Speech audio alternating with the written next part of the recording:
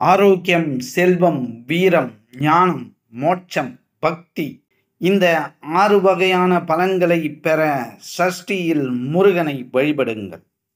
சஷ்டி என்பது ஒவ்வொரு மாதமும் வரும் 6ஆம் திதியாகும்.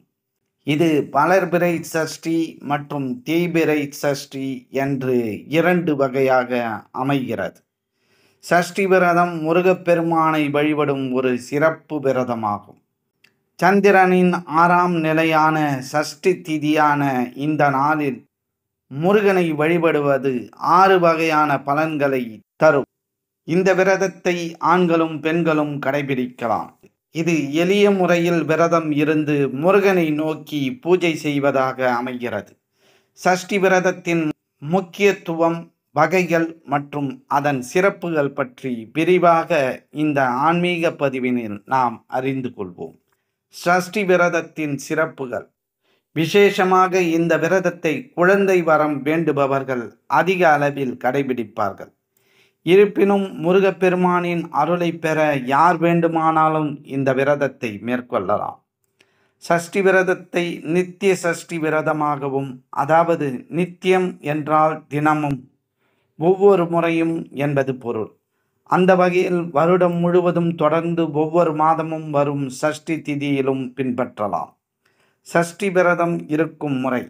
சஷ்டி திதியில் அதிகாலையில் எழுந்து நீராடி தூய ஆடை அணிந்து முருகப்பெருமானை நினைத்து முருகனின் படத்தை அல்லது விக்கிரகத்தை அலங்கரித்து பூரண கும்பம் வைத்து விளக்கேற்றி வெள்ளை அரளி மலர், வில்வம், துளசி ஆகியவற்றால் அர்ச்சனை செய்து பூஜை செய்து வழிபட வேண்டும். நாள் முழுவதும் விரதம் இருப்பது சிறந்தது.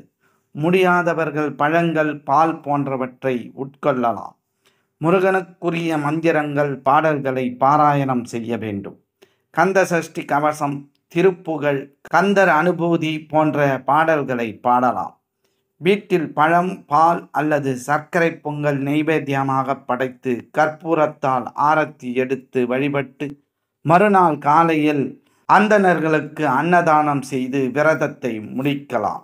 அருகில் உள்ள முருகன் கோயிலுக்கு சென்று வழிபடுவது சிறப்பு. மாலை வேளையில் முருகனுக்கு பூஜைகள் செய்து விரதத்தை நிறைவு செய்யலாம்.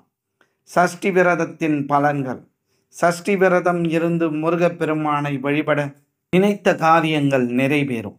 குழந்தை பாக்கியம் கிடைக்கும். விரதம் உடல் மற்றும் உள்ளத்துக்கு அமைதி அளித்து இறை வழிபாட்டின் மூலம் ஆற்றலை மேம்படுத்துகிறது. கந்த சஷ்டி விரதத்தின் போது 6 நாட்கள் விரதம் இருந்து முருகப்பெருமானை வழிபட வேண்டும். சஷ்டி விரதம் இருந்தால் அகப்பையில் குழந்தை வளரும் என்றும், எதை வேண்டி விரதம் இருந்தோமோ அதை முருகப்பெருமான் நிறைவேற்றுவார் என்று நம்பப்படுகிறது. இந்த விரதம் முருகப்பெருமானின் கருணையை பெற உதவுகிறது. குழந்தை இல்லாதவர்கள் இந்த விரதத்தை கடைபிடித்தால் பிள்ளை பேறு கிட்டும். சஷ்டி விரதம் கிரக தோஷங்களை குறைக்கும். உடல் நலம் மற்றும் மன நிம்மதி கிடைக்கும். பாவங்கள் நீங்கி புண்ணியம் கிடைக்கும். இந்த விரதத்தை எளிமையாகவும் நம்பிக்கையுடனும் செயல்படுத்தினால் வாழ்வின் எல்லா துறைகளிலும் முன்னேற்றம் காணலாம். இந்த பதிவினை உங்கள் உற்றார், உறவினர், நண்பர்களுக்கு பகிர்ந்திடுங்கள். இந்த பதிவினை பற்றிய உங்களது மேலான கருத்துக்களை எங்களுக்கு பதிவிடுங்கள். மற்றும் ஒரு ஆன்மீக பதிவில் நாம் அனைவரும் சந்திக்கும் வரை உங்களிடமிருந்து நன்றியும் வணக்கத்தையும் கூறி விடைபெற்றுக் கொள்வது ஸ்ரீ ஞானவாசல் ஸ்ரீனிவாசன். நன்றி, வணக்கம்.